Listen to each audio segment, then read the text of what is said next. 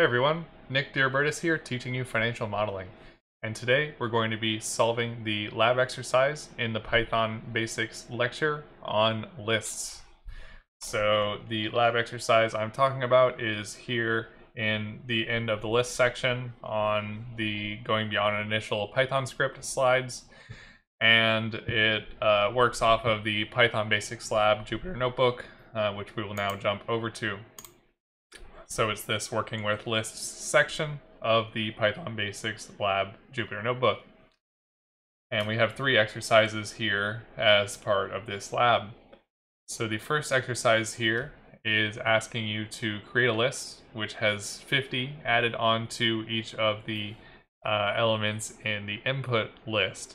So you should be getting 150, 250, 350 as a result.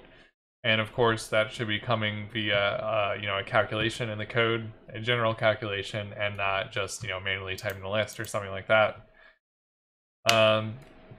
So to do this, we will use a very common pattern in Python, which is to first set up our list, which is going to hold the outputs as an empty list, and then go through a loop to process each one of the inputs one by one.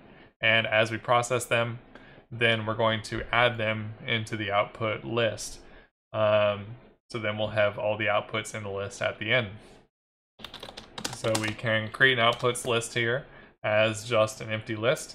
And then we want to go through each one of these inputs.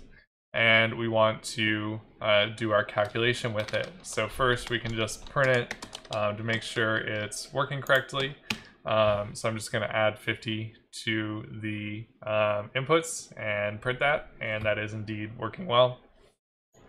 So I'm going to save that into a variable here that the output here is going to be the input plus 50. And then the other step here is to actually put that into the list so we can retain it at the end, because we just do this and we look at the outputs at the end. It's still nothing. We have to actually add it into there. And the way that we can add things to a list easily is using append. So outputs.append, and then whatever we want to add into that list. So here our calculated individual output. So then when we run that again, now we have the expected result of each one of those outputs all stored within a list.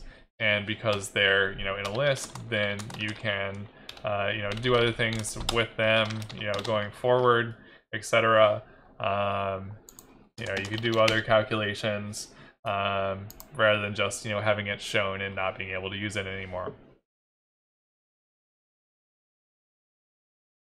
So the second exercise here is to add C, the string C, into this list as the third item, because we've got basically an alphabetical list here, but it is missing the element C, and so we want to add that into there. So we already talked about append being a way of adding something to a list, but append will always add the item onto the end. So if you just think, well, append is how we add things to the list, let me append C, and then look at what the list is, then we see that C comes onto the end, which is not what we want.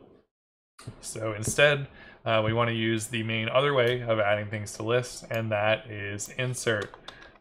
So insert, then we tell it what position do we want to put this item in with the zero-based indexing, and then we give it the item that we actually want to input.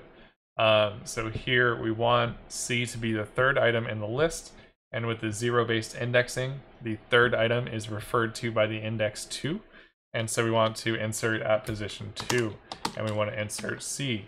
And then when we run that again, we do see that indeed the C comes as the third element, and so we have everything in alphabetical order here as it should be. Then coming to exercise 3, we want to basically pick items out of the list and print them. So it asks you to print first a slice of the list, items 2 through 4, and then to print the 5th item specifically, and then to print the last 3 items, and print those last 3 items by counting from the end of the list using a negative index. So let's take that one by one.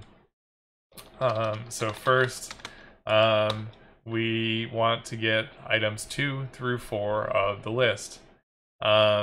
So when we do a slice of the list, that's where we're going to use a colon, and we're going to potentially have numbers on either side of the colon.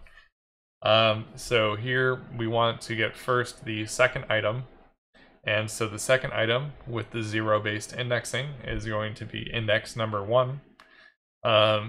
So we can start by saying, well, if we start from 1 and we just go to the end, what do we get? So there we can see it starts from here, it goes to the end. So now we're getting from the second item. So we have the first part of this set up correctly. And then the other part of it is we want to get just through the fourth item. So 24 should be the last item that we get. And so we want to put this upper slice value here. And so with the slice, it's, you know, from and including the bottom number up until, but not including the top number.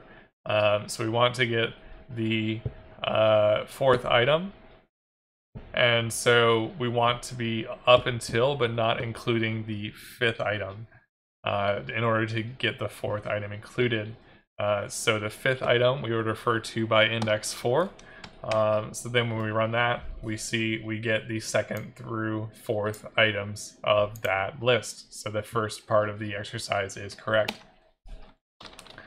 Next, we want to get the fifth item in the list.